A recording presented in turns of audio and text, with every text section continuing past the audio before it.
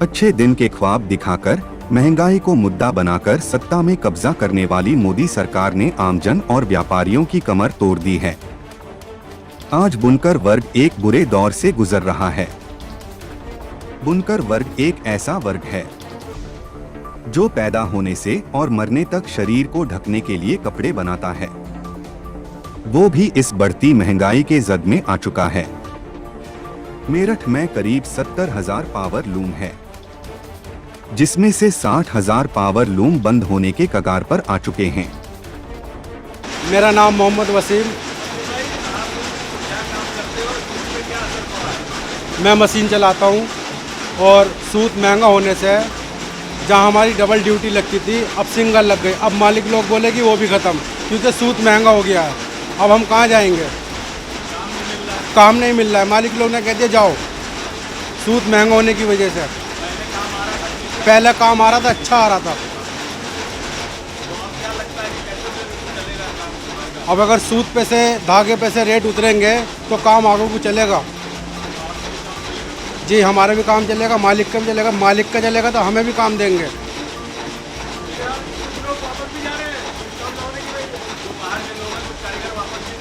जो बहुत सारे लोग यहाँ से वापस चले गए हैं, बिहार के, बिजनौर के।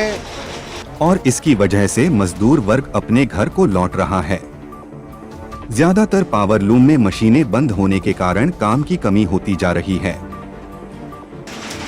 जी, मैं बंदू खान अंसारी, प्रेसिडेंट यूनियन हमारी जो बुनकरों की है, new weavers welfare association Meerut, तो मैं उसका प्रेसिडेंट हूँ। मुझे एक परेशानी है कि मैं प्रेसिडेंट होते हुए इनकी बुनकरों की लड़ाई लड़ता रहता हूँ, लेकिन उस लड़ाई में बुनकरों का फ़ायदा अब नहीं पहुँच पा रहा है। इस सरकार में हम बर्बाद हो रहे हैं।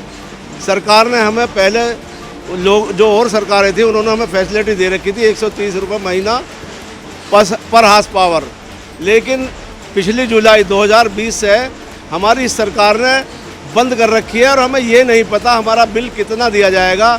हम डरे हुए हैं, सहमे हुए हैं। 4 जिनके मशीन लगी हुई, 2 मशीन जिनकी लगी हुई है, अगर बिल आ गया उनका उससे क्या नाम है यूनिट से, तो उनकी मशीन भी बिक जाएंगे और मकान भी बिक जाएंगे। मेरा मकसद है कि उनके मकान ना बिकें। हमें सरकार जो पहले से लेती आई है उसी बुक से जमा हमारे पैसे करा दे, और ज़रूर करा दें, क्योंकि हम पे इतना लोगों पर असासा नहीं है कि ये कहाँ से पैसे एक तरफ रखते, ये कुछ ना कुछ बेचेंगे और फिर यार मशीन बिकेंगी या कुछ बिके। लेकिन ये यार अगर पैसे नहीं बने तो सरकार अब बुनकरों पर ज़्यादती करेगी और वो बुनकर सड़कों पर उतरेगा और नुकसान होगा। तो ऊपर से क्या हुआ, बिजली के तो वे रोक ही रखे बिल। ऊपर से क्या हुआ, 25 रुपये किलो पॉलिस्टर पे बढ़ गया और 15 से 16-18 रुपये किलो तक कॉटन पे बढ़ गया। जो आमदनी थोड़ी बहुत मजदूरी कर लेता था बुनकर, वो भी गई, वो भी नहीं मिल रही है। ऊपर से बिजली का बिल नहीं मिल रहा है। हमारा कहना ये है, एक तो बुनकरों को सबसे पहले तो सब्सिडी उस पर जारी रखनी चाहिए जो बिजली का बिल है। एक काम और गलत कर रखा है उत्तर प्रदेश में, बनारस उत्तर प्रदेश में है, हमारे प्रधानमंत्री वहाँ से जीते हैं और वो वहाँ उन्होंने सोलर सिस्टम पर 1,65,000 रुपये लेकर 7 लाख रुपए का सोलर सिस्टम दे रहे, बाकी सब सब्सिडी दे रहे।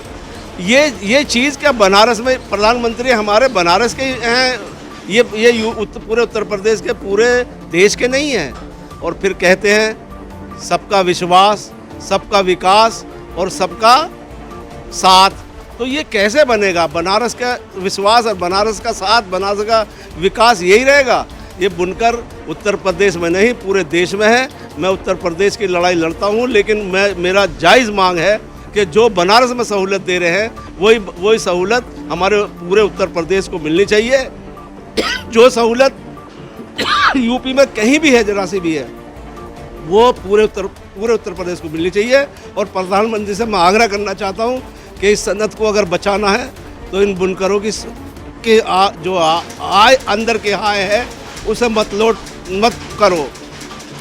इनकी हाय खाली नहीं जाएगी, क्योंकि ये सड़क पे है, बिल्कुल बर्बाद है, बच्चे भूखे मर रहे हैं।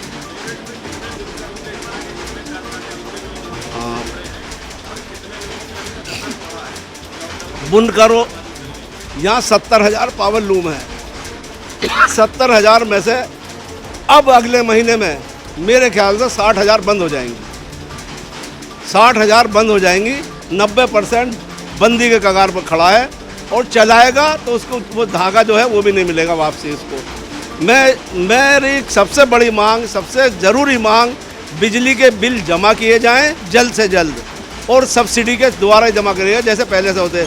और इसके रेट को जो 25 रुपये और 18 रुपये बढ़े हैं, इसको तुरंत कम किया जाए, ख़त्म किया जाए। और धागा अगर मिलेगा तो बुनकर रोटी खा सकता है। सस्ता अगर धागा मिलेगा, महंगा मिलेगा ये मर जाएगा।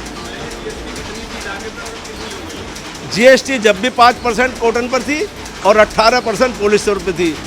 कहीं भी पूरी दुनिया में कपड़े पे और धागे पे जीएसटी नहीं है। अरे आप जीएसटी लगानी है तो मिल पे लगा दो, हमें वहाँ से जुड़का आ जाए वो, तो हम ये धागे को कहेंगे कि ये धागा इतने रुपए का हमें मिल रहा, हम उसका कपड़ा उसी हिसाब से बेचेंगे। ये उससे भी ले रहे और बुनकर से भी ले रहे। हमसे कहते हैं कि तुम बिल बनाओ, पढ़े लिखे हैं नहीं, बुनकर पढ़ा लिखा है नहीं, कहाँ से बिल बनाएगा, वो रोता है, मरता है। तो मेरी मांग एक तो ये है, एक हापुड़ रोड पर बुनकरों के लिए जैसे आवास विकास बनाते हैं या किसी को करते हैं, बुनकर उद्योग चलाने के लिए हो, बुनकरों के लिए एक ऐसी जगह सरकार दे जिससे कि बुनकर अपनी सस्ती ज़मीन खरीद सके और वहाँ व्यवसाय कर सके। क्लस्टर तो बना दिया खेकड़ा में, क्लस्टर बना दिया पिलखवा में, जहाँ इतना सा पिलखवा, मेरठ इतना बड़ा, यहाँ कुछ नहीं। लेकिन अधिकारी हमारी सुनते नहीं है। हमारा कहना यह है, दिल्ली रोड की बजाय बुनकर, मुझे कहने में झिझक नहीं होनी चाहिए, जो भी बुनकर है वो मुस्लिम है और मुसलमान हापुड़ रोड की तरफ रहता है। मैं बेबाकी से कहता हूँ, हापुड़ रोड पे ना तो मेट्रो ट्रेन भेजी है, ना हापुड़ रोड का कोई भी काम ऐसा करा है कि हापुड़ रोड पर मुसलमान कहीं इंडस्ट्री लगा ले, क्योंकि दिल्ली रोड पर मुसलमान जाने का नहीं और हापुड़ रोड पर हिंदू आने का नहीं, तो वो उनकी रह जाएगी सेठों की। और बुनकर जो 2-2, 4-4 मशीन लगा रहा है वो नहीं लगा पाएगा। मेरी इल्तिजा है प्रधानमंत्री से भी, योगी जी से भी, कि हापुड़ रोड पर बुनकरों के लिए ऐसी एक चीज़ दे जाए, ऐसी ज़मीन दी जाए जो किस्तों पर एक्वायर करेंगे किसान से, किस्तों पर ज़मीन इन्हें दे दें।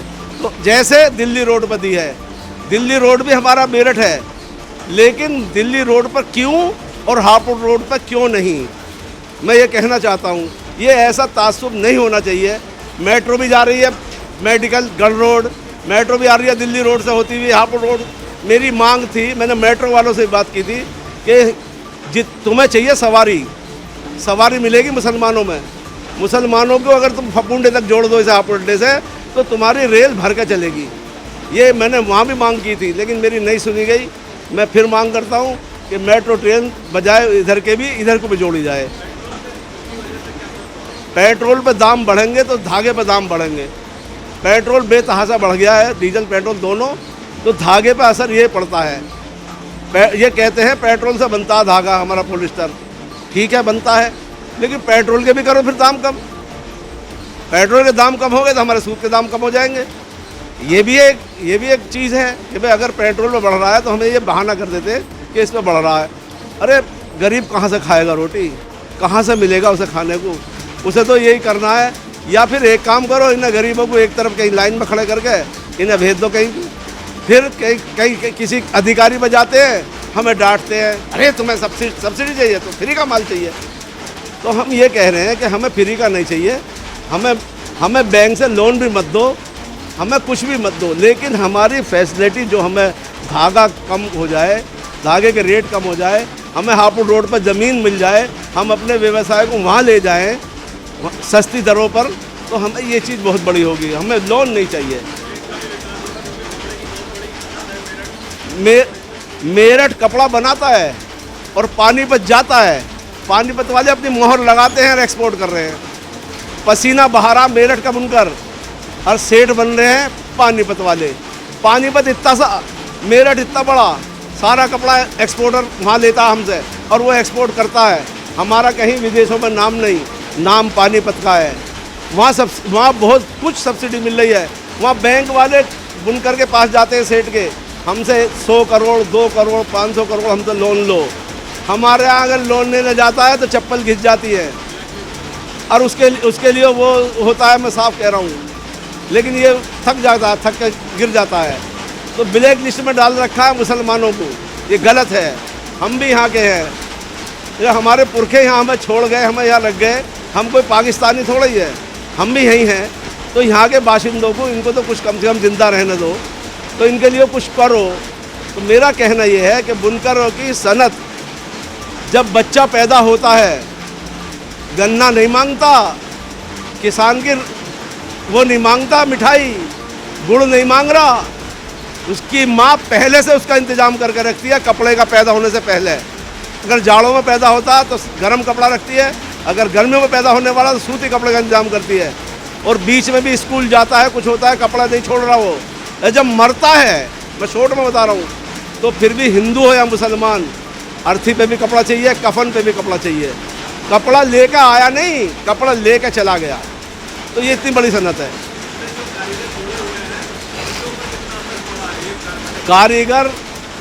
कारीगर जो हमारे बाहर के लोग आए थे वो वापस जाने शुरू हो गए, क्योंकि जब मालिकों को नहीं मिल रहा कुछ, तो मालिकों ने भी हाथ जोड़ लिया, भैया तुम घर हो जाओ, बहाना है। वरना सूत अगर महंगा ना होता तो हमें 2 पैसे मिलते हुए होते। तो हमें मजबूर हो गए हम कि भैया तुम, बहाना करके हम उन्हें भेज रहे हैं, क्योंकि उन्हें देना हमारे भी वे रो रहे हैं, हमें वो मांग रहे हैं रोटी, हमसे दी नहीं जा रही। हम अपने बच्चों को देखें या कारीगर को देखें, लेकिन मजबूरी हमने रोक रखे हैं, किसी को कुछ को रोका, किसी को भेजा है। तो ये अगर और यहाँ 70,000 पावर लूम का शहर है ये।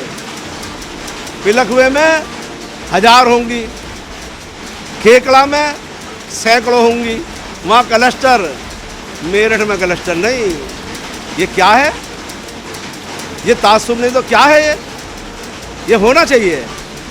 मैं मेरठ इतनी बड़ी सनत है, इतना बड़ा कपड़ा, इतना रोजगार कर रहा है, तो इसको तो पानीपत से ज़्यादा तरक्की मिलनी चाहिए।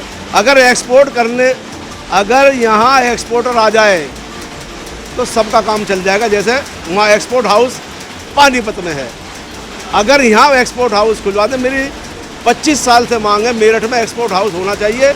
मेरठ में एक्सपोर्ट अगर हाउस होगा तो बायर हमारा विदेशी यहाँ आएगा और वो लाखों मीटर कपड़े का ऑर्डर देगा, थोड़ा थोड़ा हर बुनकर के पहुँच जाएगा, सबकी मशीन चालू हो जाएंगी, सब व्यवसाय में जुड़ जाएंगे।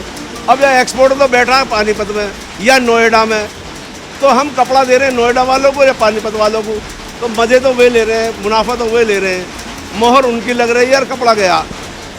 मेहनत कर रहा मेरठ का लोग।